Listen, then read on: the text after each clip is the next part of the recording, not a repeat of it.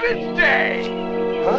No! Hello lads, ladies, gents, ladettes, whoever, whatever, welcome back to another video. This is the beginning, or well, I guess rebirth of a series that I have done in the past called Taking Out the Trash, where we are going to look at games that may have failed at their initial launch, either due to poor performance or just bad reviews, and see if they got fixed up over time. I will be remaking these initial videos and making them fit the more retrospective style video that I do, however, they're going to be a little bit more short and sweet. So, with that said, enough of the preamble, let's get into it. Today, we're going to talk about Alien Colonial Marines, which is a 2013 first-person shooter developed by Gearbox Software, who are known for the Borderlands series, and published by Sega for the PlayStation 3, Windows, and Xbox 360. It's meant to be a sequel to the movie Aliens, but I wouldn't really say it deserves that title. Upon its launch, it was met with pretty middle-of-the-road reviews, basically scoring between 2 to a 5 out of 10 in most cases, with the occasional 6 maybe. However, there was one reviewer that gave it a 9 out of 10, which seemed very out of place. The game's been criticized for a whole bunch of different issues, so let's get into it. Let's start with the good though. The game's atmosphere is really solid, especially within the first half of the game. Though the game reuses pretty much every one of its locations twice over, by the end of the game it can lose a lot of its charm, but at least on your initial playthrough it's pretty good. Secondly, the game's arsenal is pretty damn impressive. It almost does a similar thing to that of Doom Eternal, where you would need to keep swapping weapons as ammo can get a little bit low in certain stages of the game. It helps keep the gameplay moving, however it can get a little bit stale by the late game as you'll settle into maybe a 4 or 5 gun rotation that you will use, as other guns may not be up your alley. The final good point about the game is its sound design. Though my dumbass forgot to record all the game's audio, you'll have to take my word for it that it is actually really well done and everything sounds exactly how you should expect it to.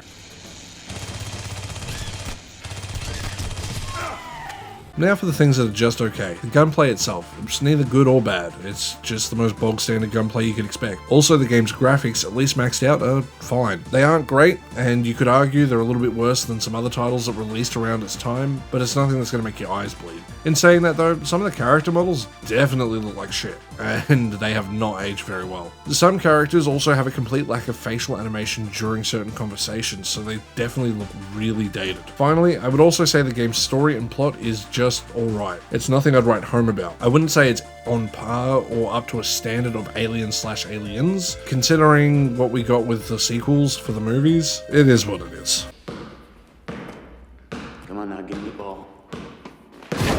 Now for the bad. The game's balance is pretty average to say the least. For my own sanity, I finished the game on easy, and if you were to have a full bar of health out of the 3 that you have, Aliens can and will one-shot you. Secondly, the game's AI. Although finally fixed compared to its launch, due to something I'll talk about at the end of the video, the aliens don't just beeline it anymore like they used to, like my fat ass to a Big Mac. They are still a bit dumb though. Even though it is nice to see them running around on the walls, they are pretty predictable as to what they're going to do. The first horde fight with them is great since it makes them a lot more intimidating, but it's all downhill from here. Hell, I think they screwed up the introduction of the first alien. It would have been better to just not have it and use that horde section that we have straight after it to introduce the aliens. It would have made them way more terrifying. Third but not least, your AI partners. Though seemingly able to do something sometimes, they do just seem to shoot in the direction of enemies, which sounds fine until you realise they're just shooting the wall because they know the enemy is behind it. Also, the game's flashlight is just downright awful. My final major complaint is the fact we spend over 50% of the game fighting humans, and although plot-wise it makes sense, for the game that it's meant to be, I just wish it was aliens. They definitely could have brought in a more variety of aliens as well. They did add a few. They added in the Spitter, the Charger, the Explodey Boys, which are honestly the highlight of the game, because the part of the game where they're introduced, where you have no weapons and you have to sneak your way through, is the closest to horror this game gets. Now for the worst thing about this game, it's fucking DLC. They want $35 a pop for their shitty DLC for a game they don't support anymore. What the actual fuck?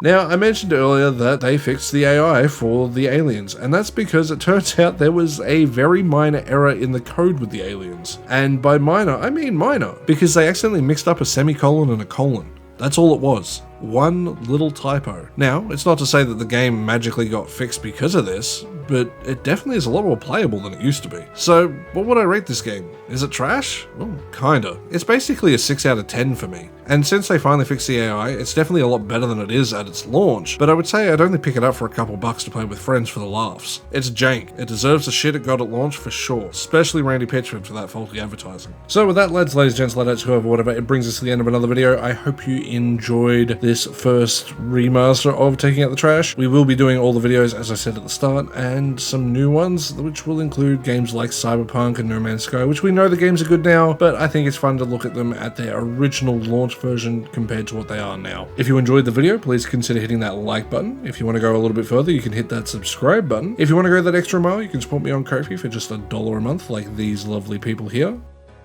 And with that, I'll see you guys in the next one. Stay safe out there. Bye.